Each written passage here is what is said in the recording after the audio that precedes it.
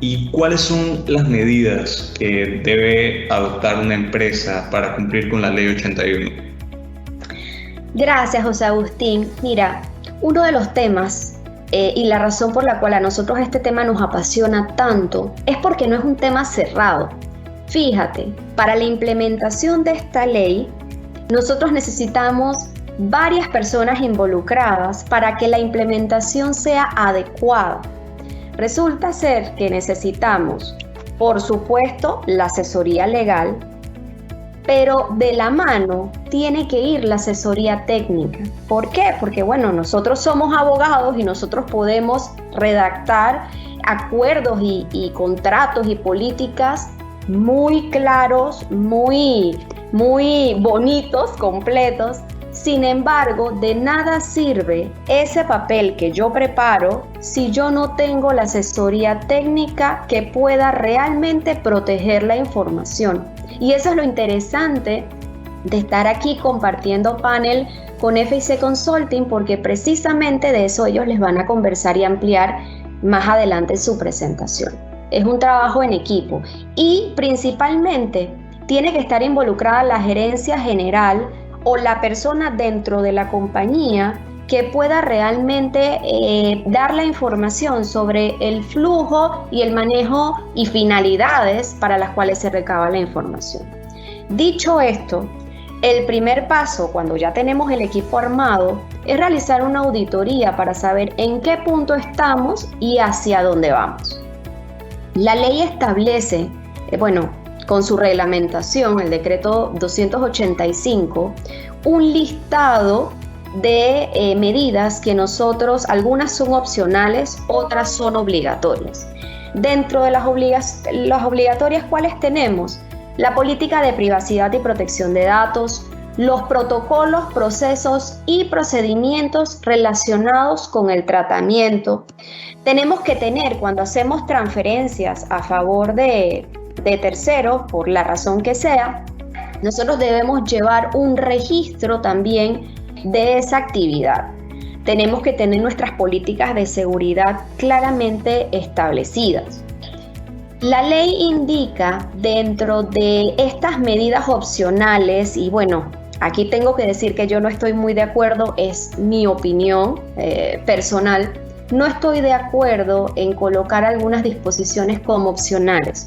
A nuestros clientes nosotros les recomendamos que, por ejemplo, las capacitaciones al personal, eso no debe ser algo opcional, porque puede haber un gran daño si yo no bajo la información a mi personal, porque resulta ser que yo puedo tener personal que atiende al cliente.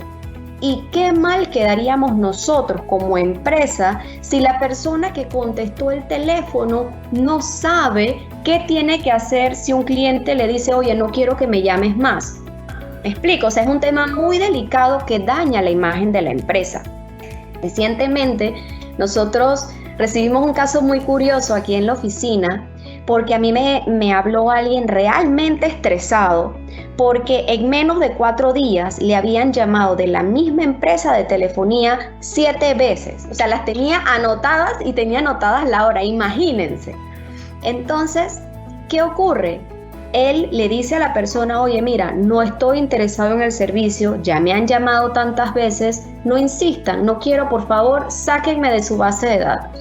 La persona le responde, no, yo no lo puedo sacar, usted tiene que dirigirse a atención del cliente para que allá lo saquen de la base de datos.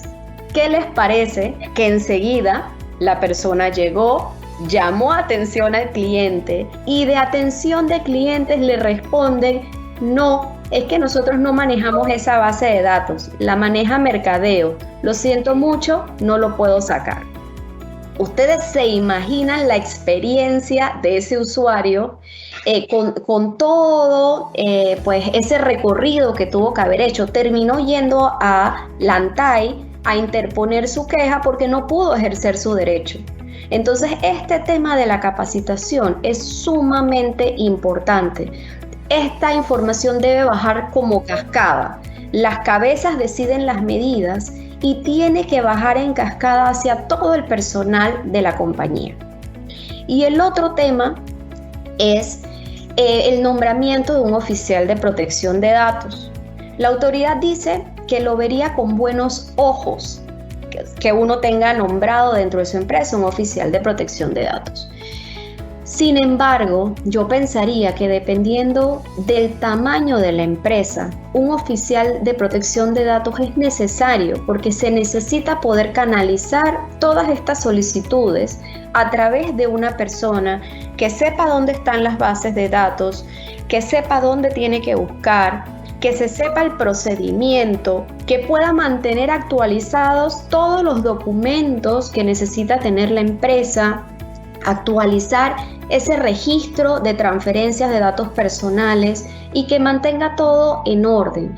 Realmente, dentro de una empresa ya todo el mundo tiene funciones asignadas y repartir o asignar a alguien pues ese cargo resultaría un poco complicado y puede ocasionar incumplimientos de forma involuntaria, obviamente.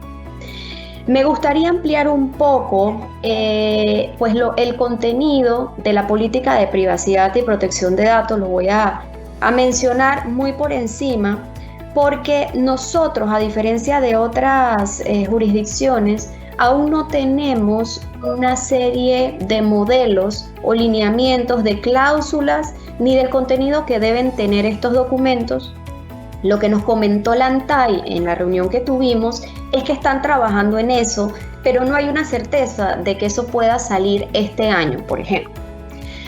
Este documento tiene que contener quién es el responsable de los datos, qué tipo de información es la que se le va a solicitar al cliente y para qué. Todas las finalidades del tratamiento deben estar claramente establecidas, porque si no las establecemos, no vamos a poder utilizarla para esa finalidad. En caso de haber transferencia, como les comentaba, tenemos que llevar un registro. La ubicación de la base de datos tiene que estar también. Si yo no custodio mi propia base de datos, entonces yo tengo que decir quién es la empresa y dónde se encuentra esa información. El plazo de conservación también tiene que estar incluido. Deben mencionarse la forma a través de la cual se protege la información, por ejemplo, el uso de una suite avanzada, cifrados, firewall, todas esas medidas, pero solamente enunciadas, porque se puede profundizar en ellas a través de la política de seguridad. Y, por supuesto, tiene que quedar claramente establecido cuál es el mecanismo que se va a utilizar para responder las solicitudes de los titulares en el ejercicio de sus derechos. Muchísimas gracias, Denise. Y si este trabajo en equipo no se llega a dar y resulta en incumplir la ley, ¿cuáles serían las sanciones? Ok, las sanciones van a depender de la gravedad de la falta que se haya cometido. Entonces pueden haber sanciones pecuniarias y sanciones administrativas.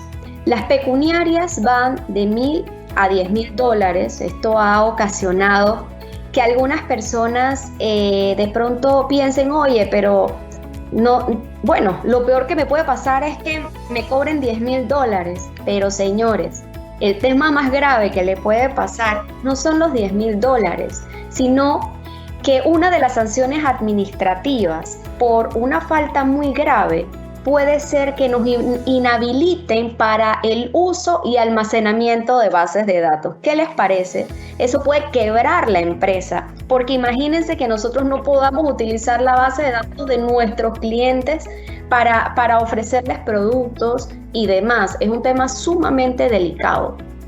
Y aunado a esto, hay algo que todavía me preocupa más, porque puede causar un daño irreparable, y es cuando estamos hablando del riesgo reputacional de la empresa.